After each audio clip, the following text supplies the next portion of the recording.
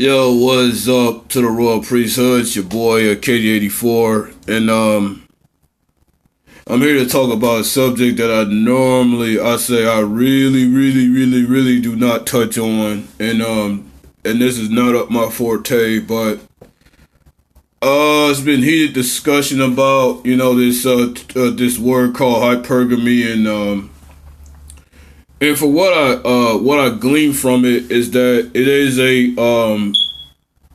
economic dating and mating term that came from the shores of India and where it was originated from.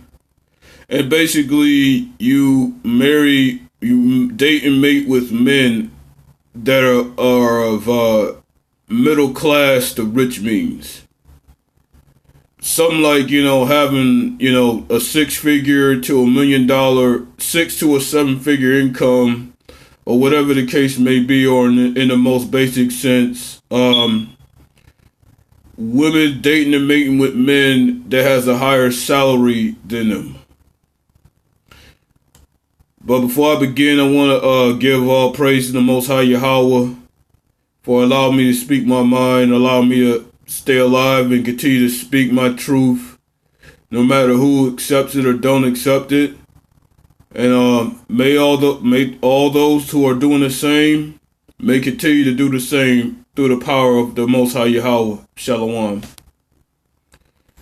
Now, this is normally a term I do not talk about at all, but I've been noticing a bunch of these channels, pop up in my feed, and all this hypergamous talk, coming from these women now. But I'm starting to notice most of these women now, they tend to favor feminist hypergamy. And yes, there is such a term called feminist hypergamy, where basically stating that women deserve everything and men deserve nothing. Not even commitment. Now, I'm in more of a favor of traditional hypergamy, which represents the traditional and natural role of a man, bringing home the bacon, but yet what the man deserves in return is commitment. Commitment and loyalty. Now, if the man bringing a bacon home to you, the man deserves 100% commitment and loyalty. And I feel like anything less than that is not a relationship worth jumping into and getting into. Now, my basic premise is this. Relationships are a luxury. They're not a requirement. They're not a requirement or a necessary thing to jump into. It's more so of a choice. But basically, in this video, I'm just here to break down, what I feel is traditional hypergamy, which I'm more in favor of. And feminist hypergamy, where the man is just a walking, I'm just going to say it, the man is just a walking bank account to these women. Now, we must be very, very careful on what type of hypergamy that we choose. Because these women out here, they are muddying up the waters on this very word, and at the same time, I kind of smell a revenge, or I smell a revenge spirit that sides more with feminist hypergamy. Now, yeah, they may fool you with certain words, with the hook saying that, oh, it's a man's traditional role, to provide and protect. I absolutely believe that. But here's where they flip it.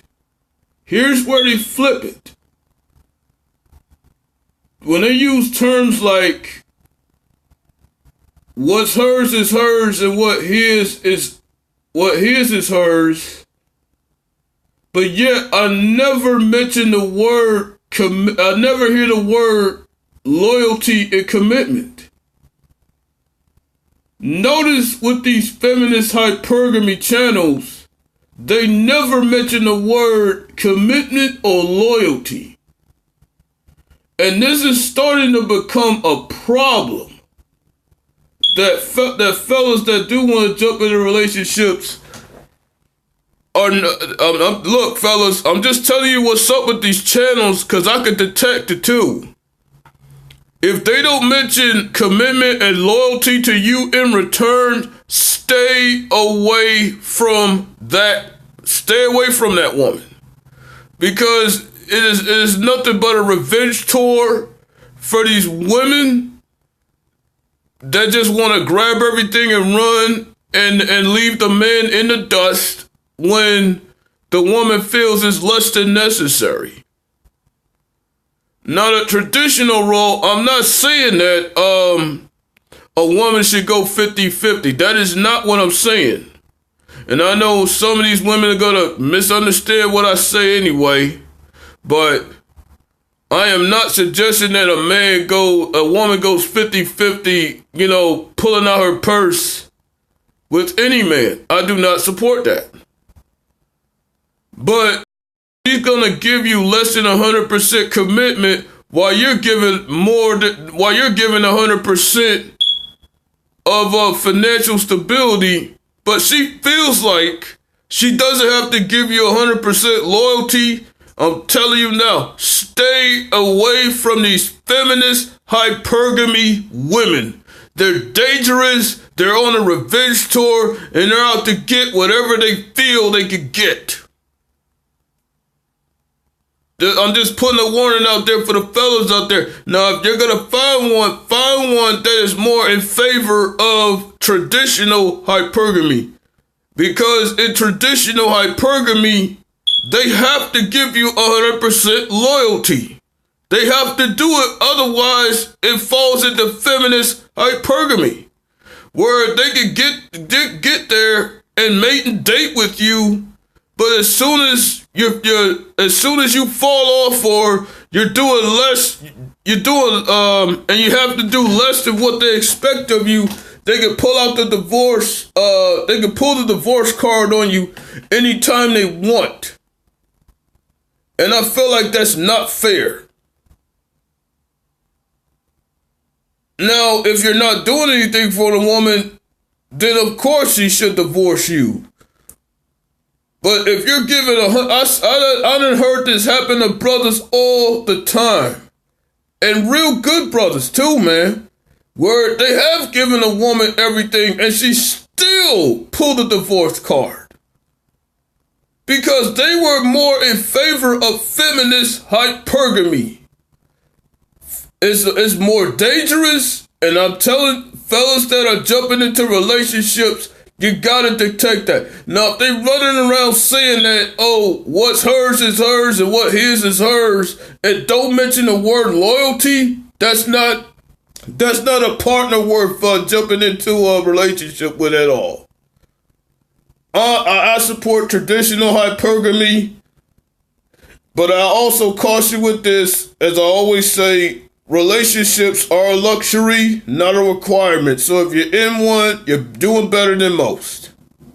I just want to put this warning there between the two versions of hypergamy out there, for the fellas to be on the lookout for. And no, this ain't no dusty talk, so I don't want to hear all this dusty this and dusty that coming from these women that disagree with everything I say. It's your boy KD84, man. And I'll see y'all on the next one. I'm out.